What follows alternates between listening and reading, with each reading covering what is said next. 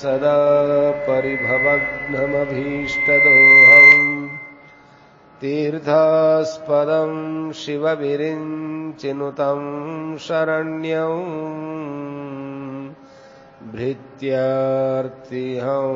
प्रणतपालभवाब्धिपोतं वन्दे महापुरुषते चरणारविन्दम्।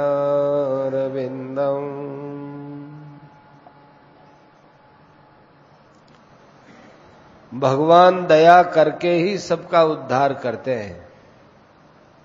बड़े दयालु हैं, बड़े प्रेमी हैं। सुहृदं सर्वभूतानां ज्ञात्वा मां शांतिम ऋच्छति। सब प्राणियों का सुहृद हूं, इस बात को जो जान लेता है बड़ी शांति मिलती। यदि यह कहें कि हम भगवान को परम दयालु, परम प्रेमी, दया करने वाले, हेतु रहित प्रेम करने वाले मानते हैं,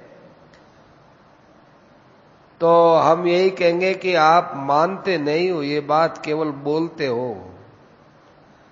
मानने में और कहने में बड़ा फर्क है। हम इस बात को जब समझ जाएंगे कि भगवान परम प्रेमी है, तो फिर हम भगवान को छोड़कर किसी से भी प्रेम नहीं करेंगे। यदि हमको पता चल जाए कि इस गांव में आपका कोई प्रेमी है, आपको जानने वाला है, तो हम उस गांव में उस प्रेमी आदमी का अपने आप ही कहीं से नाम, पता, ठिकाना पूछकर उसके घर जाने का प्रयत्न करेंगे, पता चल जाए तो। और यदि नहीं करते हैं तो इसका मतलब हमने उसके प्रेम को समझा नहीं है। ऐसे ही भगवान को छोड़कर हम किसी में भी प्रेम नहीं करते। भगवान तो प्रेम में बिक जाते हैं। प्रेमी भगवान को खरीद लेता है और बेच भी देता है। प्रेमी को भगवान का दर्शन होता है, ये कोई आश्चर्य की बात नहीं है। हरि व्यापक सर्वत्र समाना, प्रेम ते प्रकट होई में जाना। यह तो नीति है कि भगवान सब जगह व्यापक है, प्रेम से प्रकट होते हैं, किंतु प्रेम से प्रकट होकर उसको ही दर्शन देते हैं, इतनी बात नहीं है। वे प्रेम के जब अधीन होते हैं तब आगे पीछे कुछ नहीं सोचते। अहम भक्त पराधीन है, मैं भक्तों के अधीन ही हो जाता हूं, प्रकट होना ही नहीं, अधीन हो जाता हूं। इतना ही नहीं, भक्त आगे आगे चलता है तो मैं पीछे पीछे चलता हूं। उसकी चरणों की धूलि मेरे पर पड़ जाए तो मैं पवित्र होता हूं। भागवत में आया है, अनुब्रजाम्यहम नित्यम पूययेत्यंघ्रि रेणु भी। इतना ही नहीं, भगवान को कोई भक्त बेच दे, यानी दूसरों को दे दे, तो भगवान कहते हैं भाई वो मुझे बेच सकता है। कथाएं आती है। नरसिंह मेहता के लिए भगवान ने कहा, बेचे तो बिक जाऊं, नरसिंह मारो सिर धनी। नरसिंह हमारा मालिक है, मुझको बेचे तो मैं बिक जाऊं। नरसिंह मेहता ने भगवान के नाम पर एक हुंडी 750 रुपए की कर दी। उस जमाने में 750 रुपए की हुंडी लिख दी। रुपया लेकर के हुंडी वाले द्वारिका में गए। वहां पता लगा नहीं कि भाई सांवल शाह कौन है, पता नहीं चला। लोगों ने पूछा, तुमको क्या पता बतलाया भाई, किसकी हुंडी लाए हो, किसने लिख के दिया है, किसके नाम लिखी है? तो उन्होंने कहा कि सांवल शाह के नाम लिखी है। वो कौन से मोहल्ला में लिखा है? कि द्वारकाधीश के मंदिर के पास में ही लिखा है। तो कहा भाई यहां तो कोई द्वारकाधीश मंदिर के पास सांवल शाह नाम का कोई सेठ नहीं रहता, यहां कोई दुकान भी नहीं उसके नाम की। अरे तुमको किसी ने धोखा दे दिया, वो तुमसे 750 रुपया वहां खा गया और गलत पता बता दिया। अब वे लोग बेचारे वापस लौटने लगे, सोचने लगे कि अरे ये क्या किया नरसिंह ने हमारे साथ, हम गरीब आदमी। नरसी की बेइज्जती करेंगे। ऐसा विचार कर लिया। रात का समय हो गया। अब द्वारिका के किनारे आकर सो गए। रात भर उनको नींद नहीं आई, कभी इस करवट कभी उस करवट। इतने में ही वहां रात्रि के अंधकार में भगवान आए और बोले, यहां किसी के पास मेरे नाम की 750 रुपए की हुंडी है क्या? मैं उस हुंडी वाले की खोज कर रहा हूं। आज सारे दिन मैं द्वारिका में घूमता रहा, मुझे कोई मिला नहीं। मैं घूमते घूमते यहां आया हूं। नरसी ने किसी के नाम हुंडी लिखी है क्या? उन आदमियों में से एक आदमी खड़ा हुआ, कहने लगे, तुम्हारा नाम क्या है? कि तुम्हें इससे क्या मतलब? तुम्हें हुंडी लेकर आए थे, हुंडी ले लो। तो कहा, हम हुंडी लेकर आए थे, पर हमने तो सारे दिन द्वारिका में आपको ढूंढा, कहीं आप मिले नहीं। तो कोई बात नहीं, आप रुपया ले लो और हुंडी हमको दे दो। उन्होंने 750 रुपए की हुंडी ले ली और दे दी।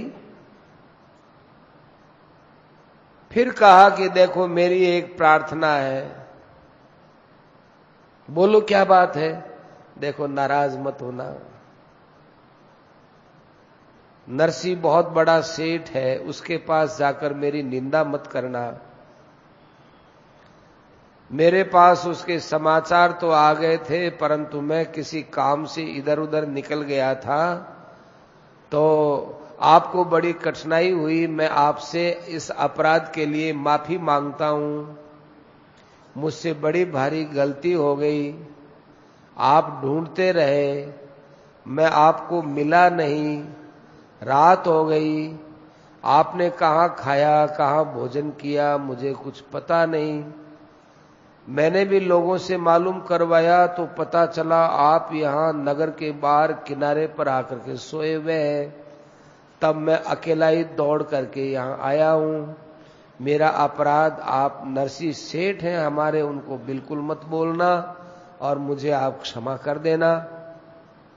ऐसे करके भगवान ने यूं जमीन पर माथा टेक दिया। उन लोगों को दया आई, बोले, देखो बेचारा भला आदमी है। हम लोग चले जाते और नरसी को गाली देते, बेइज्जती करते, तो देखो इतने भले आदमी की बेइज्जती हो जाती। ये तो बेचारा घर पर आकर हुंडी दे करके गया है, पर ये बोलता बड़ा अच्छा है, बहुत मीठी आवाज है और लगता भी बहुत अच्छा सेठ है। अरे अपने को क्या मतलब है, अपनी हुंडी सिकर गई, अब अपने चलो। वे लोग गए नरसी मेहता के पास। वे सभी दूसरी बार फिर नरसी मेहता के पास पहुंचे और बोले, भाई पिछली बार 750 रुपए की हुंडी दी थी, अब फिर हुंडी दे हमको, हम आपको पैसा दे देते हैं। नरसी बोले कि कहां की? कि द्वारिका की। अच्छा बोलो किसके नाम पर? वो, अरे क्या बात करते हो, अभी तो हमको थोड़े दिन पहले दिया ही था, सावल शाह के नाम पर लिखो। वो तो आपका गुमास्ता बताते हैं, आप उसके सेठ हैं। अजी क्या बताए नरसी जी, इतना भला आदमी है, बोलता है इतना मीठा और ऐसा सुंदर, वो क्या बताए, हमको बहुत अच्छा लगा। हमको उसके हुंडी का भुगतान हमारे घर पर हमारे लौट कर जा रहे थे, उसी समय आकर के रात में दे दिया। और क्या बोलता है, हमारे अपराध को क्षमा करना। जबकि बेचारे का क्या अपराध था जी, वह हमको अपने स्थान पर नहीं मिला, किंतु खोजते खोजते वो खुद हमारे पास आ गया। गुमास्ता तो आपका एक नंबर का ईमानदार है। नरसी जी तो एकदम गदगद हो गए, कहने लगे, मैं आपको प्रणाम करता हूं, धन्य भाग है आप लोगों का, वे साक्षात भगवान थे। मैं तुम्हें नमस्कार करता हूं, तुमको दर्शन हो गए। सच पूछा जाए तो मेरी वहां कोई दुकान नहीं है, मेरा कोई गुमास्ता नहीं है। तुम तो हमारे गले पड़ गए कि हमारे कोई हुंडी लिख दो, हुंडी लिख दो। इसलिए मैंने तो पिंड छुड़ाने के लिए आपके नाम हुंडी लिखी थी कि कहीं आप दोबारा मेरा गले न पड़े, इसलिए मैंने लिख दी हुंडी भगवान के भरोसे पर। और उन्होंने खुद ने आपको हुंडी का भुगतान किया। अहो धन्य है, धन्य है। अब नरसिंह महाराज खूब पश्चाताप करने लगे। हे भगवान, आपको मेरे कारण से कहां कहां इनको ढूंढना पड़ा, कितने छोटे शब्द आपको कहने पड़े। उन्होंने द्वारिका में जाकर देखा तो वे दुकानदार वह कहां मिले। अब बताओ, ये तो एक तरह से भगवान को ही तो हुआ। हुंडी काटना एक प्रकार से बेचना है। तो भगवान का भक्त दूसरे को भी भगवान का दर्शन करा सकता है। स्वयं उसे भगवान का दर्शन हो जाए तो इसमें शंका की बात ही क्या है। नरसिंह जी ने दूसरों को दर्शन करवा दिए। भगवान के प्रेम का विषय बड़ा गहन है, वाणी वहां नहीं जा सकती। बताए कि कल्पना करके दृष्टांत देकर वाणी को आज्ञा देवे, बुद्धि की क्षमता नहीं है। समझना चाहिए कि असंख्य ब्रह्मांडों के मालिक की हम जैसे तुच्छ प्राणियों के साथ क्या बराबरी है, क्या मित्रता है। कहां अनंत कोटि ब्रह्मांड के ऐश्वर्य है उनका मालिक, और कहां नीचे से नीचे दर्जे का ये प्राणी। परंतु एक का नहीं, 20 का नहीं, लाख लाख ब्रह्मांड का मालिक, उनको हम किस ऐश्वर्य से तोल सकते हैं। अरे एक हजारों गांव का राजा हो, उसकी भी बराबरी नहीं होती। वो हजारों ब्रह्मांडों का मालिक है। राजा खुश होगा तो एक दो गांव देगा, भगवान खुश हो तो एक दो ब्रह्मांड का ब्रह्मा बना दे। तो तुम्हारी भगवान के विषय में यही तो बुद्धि हुई ना कि भगवान इतने ऐश्वर्य वाले हैं तो हमको भी कुछ दे देवे। ऐसी बात नहीं है। भगवान के प्रेम की तरफ देखो। भगवान प्रेम में है, आनंदमय है, चिन्मय है। उस चिन्मय आनंद की क्या कल्पना हो सकती है। आप यदि यह समझें कि मेरी आत्मा तो अल्पज्ञ है, परमात्मा सर्वज्ञ है, मैं घटाकाश की तरह हूं, परमात्मा महाकाश की तरह है, परमात्मा की उदारता को देखो। एक जीव यदि भगवान की शरण जाए तो वहां क्या फर्क पड़ता है, पर बहुत फर्क पड़ता है। प्रेम बहुत बड़ी चीज है। जो अपने को भगवान के अर्पित कर देता है, भगवान भी अपने आप को उसको अर्पित कर देते हैं। ये उदारता है। अपनी औकात कितनी है, एक तुच्छ औकात है, अल्पज्ञ है, तुच्छ है। परमात्मा महान है, उनकी महत्ता पर ख्याल करो। विज्ञान स्वरूप, चेतन स्वरूप, सर्वज्ञ, अपनी सर्वज्ञता उनके अर्पण कर देना। हम अपनी अल्पज्ञता उनके अर्पण कर देते हैं। कितनी भगवान उसको प्रेम से स्वीकार करते हैं। उनकी सर्वज्ञता पर विचार करो, अपनी अल्पज्ञता पर विचार करो। कोई मेल ही नहीं खाता। कोई ऐश्वर्य से तोला नहीं जा सकता। ये सब ऐश्वर्य तो नाशवान और मिथ्या है। तुम भगवान को कुछ नहीं समझे अभी तक। उसको तो आत्मा से तोलना चाहिए, अपनी आत्मा से, कि हमारी आत्मा जैसी है वैसे भगवान है। तो मनुष्य जब इस प्रकार समझता है तब वह परमात्मा को छोड़ किससे प्रेम नहीं, किसी से भी प्रेम नहीं कर सकेगा, किसी से भी प्रेम नहीं करेगा। ऐश्वर्य को देखकर थोड़े ही भगवान में मोहित होना है। ऐश्वर्य देखकर मोहित नहीं होना है, अपना स्वरूप देख करके मोहित होना है कि परमात्मा तो मेरे स्वरूप के हैं। संसार तो भाई स्वप्नवत है, कुछ नहीं है। परमात्मा ऐसे प्रेमी कि जो उनसे प्रेम करता है उसके लिए बिक जाते हैं, सब कुछ दे देते हैं। उस प्रेम के बदले में भगवान अपने आप को दे देते हैं। व्यक्ति का प्रेम पाकर उसके बदले में भगवान अपने आप को समर्पण कर दें, कितने बड़े प्रेम की बात है, कितनी बड़ी उदारता है। भगवान यदि कहें कि भगवान दया के सागर है, तो यह तो एक तरह से नीचे दर्जे की बात है, क्योंकि सागर की भी एक सीमा होती है, भगवान की तो कोई सीमा नहीं। सारी दुनिया में जो दया है वो दया सागर की एक बूंद है। इसलिए कैसे कहें कि भगवान दया सागर है? ये उदाहरण भी पूरा बैठता नहीं है, सागर वाला भी। भगवान कहते हैं तुम सब प्रपंच छोड़ो और मेरी दया को मान लो, पर तुमको परम शांति मिलेगी। हम लोग भगवान के दया के तत्व को जानते ही नहीं है। जब हम ये मानते हैं कि ओहो हम भगवान के लायक नहीं है, इतना तो ठीक है, पर जब हम उसके साथ ये मानने लगते हैं कि क्या बताएं, भगवान के दर्शन हमारे लिए तो असंभव है, हमको तो हो ही नहीं सकते हैं, ऐसा विचार करके यदि आप निराश हो जाते हैं, तो इसका मतलब आपने भगवान की कृपा को समझा ही नहीं है। यदि हम ये समझते कि भगवान बड़े भारी दयालु हैं, हमारे अवगुणों की तरफ देखते ही नहीं है, तो फिर हमारे हृदय में निराशा कभी आ ही नहीं सकती। भगवान अपने विरध की तरफ देखा करते हैं। इस तत्व के रहस्य को यदि समझते तो कभी हम निराश होते ही नहीं। इतने दयालु भगवान कि हम इतना अपराध करते आए तो भी वे दंड नहीं देते हैं।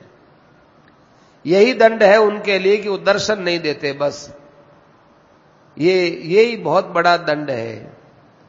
जैसे बहुत अच्छी पतिव्रता पत्नी है और उसके द्वारा कोई काम धंधे में भूल हो जाए, वाणी से भूल से कुछ बात निकल जाए, तो श्रेष्ठ पति है वह उसके हाथ से भोजन नहीं करेगा और उससे बोलेगा नहीं।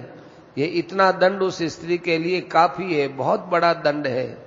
स्त्री देखती है मेरे पति मुझसे बोलते ही नहीं, मेरे हाथ से भोजन करते ही नहीं, तो कितना बड़ा दंड मानती है वो। ऐसे ही भगवान हमको दर्शन नहीं देते, इतना ही दंड देते हैं भगवान। जब भगवान हमारे अवगुणों की तरफ ख्याल ही नहीं करते हैं, तो हम ये क्यों कहें कि हमारे अवगुणों की तरफ देखकर भगवान दर्शन नहीं देते हैं? क्यों भगवान के ऊपर ये उपालंब डालो? वो अवगुणों की तरफ देखने का उनका काम ही नहीं है। उनका काम तो केवल दया करने का है। हमारे अवगुणों की तरफ क्यों वे ख्याल करेंगे? भगवान दयालु कहां रहे? हम भगवान को जब परम दयालु समझ जाएंगे, तब हम उनके विरध पर हिम्मत रखेंगे और विश्वास रखेंगे, हमको भगवान का अवश्य दर्शन होगा। हमारे दिल में जब विश्वास होगा, तब दर्शन से वंचित रह नहीं सकते। भगवान कितने दयालु हैं, ये समझे ही कहां है। भगवान को दयालु मान करके भी हम दर्शनों से वंचित रहते हैं, तो भगवान के प्रभाव को नहीं समझा। भगवान पात्र को तो दर्शन देते हैं, ये नीति है, पर कौन से आश्चर्य की बात है, जो जिज्ञासु होता है, श्रद्धालु होता है, उसको भी भगवान दर्शन दे देते हैं। प्रेमी होता है उसको भी दर्शन दे देते हैं। ये न्याय है। भगवान तो एक प्रकार से कोई कैसा भी नीच अथवा पापी क्यों न हो, उसकी तरफ भी नहीं देख करके अपात्र को भी दर्शन देते हैं, कुपात्र को भी दर्शन देते हैं। कैसा भी कुपात्र नीच क्यों न हो, केवल ये मानना है कि भगवान सबके सुहृदय हैं और बिना कारण दया करने वाले हैं। हम यदि यह मान लें कि हम पात्र नहीं हैं, भगवान हमको दर्शन नहीं देते, तो भगवान बिना ही कारण दया करने वाले, प्रेम करने वाले हैं, उनके इस सुहृद भाव को हम कहां समझे? हम तो अपने अवगुणों की तरफ देख करके निराश हो गए। हमें तो यही समझना चाहिए कि हेतु को लेकर भगवान दया करते होते, तो उनको हेतु रहित कौन बोलता? हमें यह मनुष्य का शरीर मिला है तो भगवान की हेतु रहित दया से ही मिला है। क्या इसे हमारे आचरणों को देखकर भगवान ने दिया है? भगवान ने प्रजाजनों से कहा है उत्तरकांड में, कब हु कि करे करुणा नर देहि, देत ईश बिनु हेतु स्नेही। कभी दया करके भगवान बिना ही कारण भगवान प्रेमी है, दयालु है, इसलिए दर्शन देते हैं, अपने विरध को और देखकर दर्शन देते हैं।